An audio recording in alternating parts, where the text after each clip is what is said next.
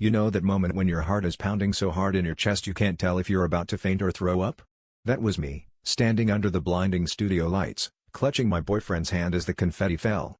We'd just won the reality dating show, the camera zooming in on his perfect, beaming smile. I thought we were about to step into our happily ever after, until he turned to me, dropped my hand, and, in front of a live studio audience and millions at home, said he couldn't do this anymore, that he'd been faking it for weeks, and that I was too much drama for him.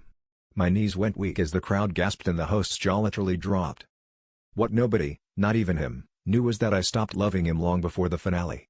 Between rehearsals, I found myself drawn to someone else, the show's producer. He was always there, clipboard in hand and a sly smile, whispering sarcastic comments about the contestants and offering a shoulder when things got rocky in the house. Our banter turned into lingering glances, late-night texts, and by week 3, I was sneaking out of my room and into his. Every stolen moment felt like a secret rebellion against the cameras and fake storylines. It was messy, thrilling, and so wrong.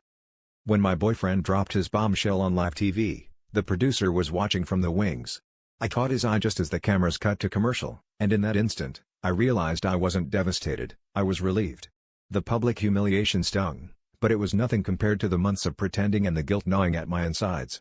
I'd been lying to everyone, pretending to be the perfect girlfriend while my heart raced for someone off limits. The worst part was, I didn't even know if the producer saw me as more than just another contestant. Once the show ended, the texts from the producer stopped. The thrill of sneaking around vanished, replaced by a sickening emptiness. I wanted to blame my ex for the live TV betrayal, but deep down, I knew I'd betrayed myself first. I'd spent so long playing a role, chasing excitement, and running from my own fear of being alone that I lost sight of who I was without the drama. In the end, the biggest twist wasn't the shock on TV, it was realizing I'd been the villain in my own story all along.